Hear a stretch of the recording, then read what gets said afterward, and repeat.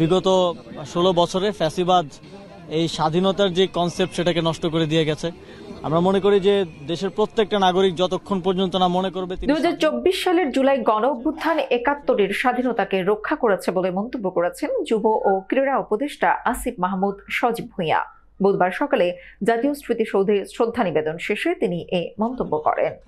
আসিফ মাহমুদ বলেন, ৭১ এই দেশকে জন্ম দিয়েছে এবং আমরা স্বাধীনতা পেয়েছি, কিন্তু বিগত 16 বছরে ফ্যাসিবাদ এই স্বাধীনতার যে ধারণা ছিল তা নষ্ট করে দিয়েছে। আমরা মনে করি দেশের প্রত্যেক নাগরিক যতক্ষণ না মনে করবে যে সে স্বাধীন, তার বাক স্বাধীনতা আছে, তার ফ্রিডম অব এক্সপ্রেশন আছে, ততক্ষণ পর্যন্ত ভূখণ্ড স্বাধীন হলেও কোনো লাভ নেই। 24 সেই স্বাধীনতাকে রক্ষা করেছে। তিনি আরো বলেন, এই স্বাধীনতা সামনের দিনগুলোতেও বাংলাদেশে থাকবে, আর কখনোই একটি স্বাধীন ভূখণ্ডে এদেশের মানুষ পরাধীন অনুভব করবে না।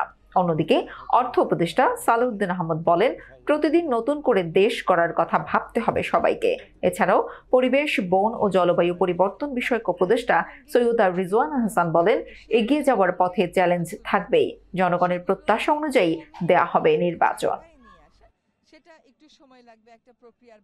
স্বাধীনতাকে রক্ষা করেছে এবং 24-এর গণঅভ্যুত্থান আবার একটি রক্তক্ষয়ী গণঅভ্যুত্থানের মধ্য দিয়ে ৭১ অর্জিত স্বাধীনতাকে আমরা রক্ষা করার যেই কঠিন লড়াই, সেই লড়াইয়ের একটা অন্যতম ধাপ হচ্ছে 24, এবং এই স্বাধীনতা সামনের দিনগুলোতেও বাংলাদেশে থাকবে এবং আর কখনোই একটি স্বাধীন ভূখণ্ডে এদেশের মানুষ আর পরাধীন অনুভব করবে না। আজকে একটা বিশেষ দিনের শ্রদ্ধা নিবেদন করার জন্য, কারণ আমাদের মহান মুক্তিযুদ্ধের 26শে মার্চ এটা সর্বশ্রেষ্ঠ একটা দিন।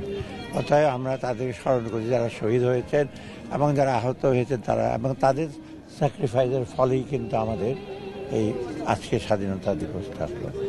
এবং সেই জন্য সবাই আসছে, সর্বস্তরের লোকজন। এবং আমরা এই দিবসে আমরা একটা আমাদের প্রতিটি ঘোষণা করি যে আমরা বাংলাদেশকে, নতুন বাংলাদেশকে আরও সমৃদ্ধশালী দেশ হিসেবে গড়ে তুলব। বিশ্ব সমাজে যেন আমাদের কদর আরও বাড়ে, আর সাথে সাথে বাংলাদেশ মানুষ সুখী সমৃদ্ধ।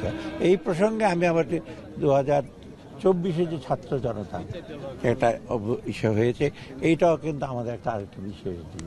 অতএব এই দুটো দিনই কিন্তু আমাদের যে বাংলাদেশের জাতীয় সর্বশ্রেষ্ঠ দিন, এবং এটাকে আমরা সবচেয়ে শ্রদ্ধার সঙ্গে পালন করব। এবং এই দুটো দিনের উদ্দেশ্য যেটা, সাধারণ মানুষের জীবন জীবিকা এবং সুষ্ঠুভাবে তাদের কর্মসূচি